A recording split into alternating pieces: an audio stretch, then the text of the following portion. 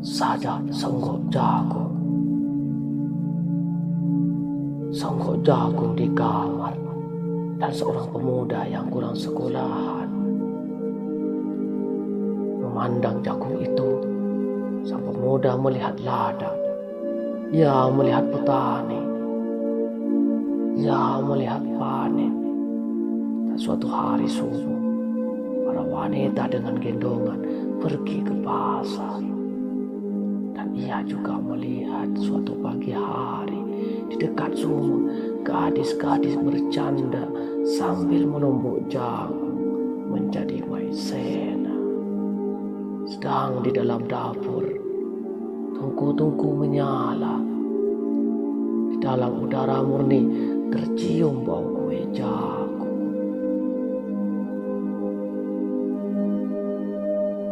Senggok jagung di kamar dan seorang pemuda. Ia siap menggarap jagung. Ia melihat kemungkinan otak dan tangan siap bekerja. Tapi ini,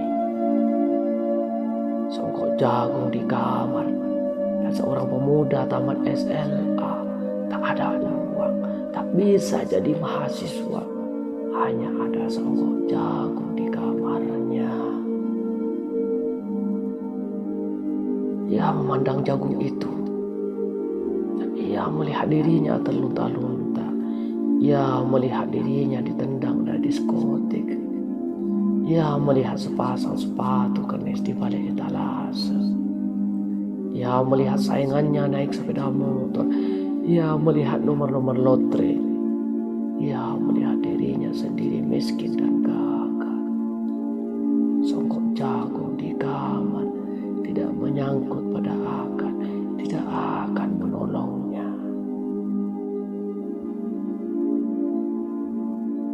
Senggok jagung di kamar tak akan menolong seorang pemuda yang pandangan hidupnya berasal dari buku dan tidak dari kehidupan, yang tidak terlatih dalam metode dan hanya penuh hafalan kesimpulan, yang hanya terlatih sebagai pemakai tapi kurang latihan bebas berkarya. Pendidikan telah memisahkannya dari kehidupannya. Aku bertanya, apakah gunanya pendidikan bila hanya akan membuat seorang menjadi asing di tengah kenyataan persoalannya?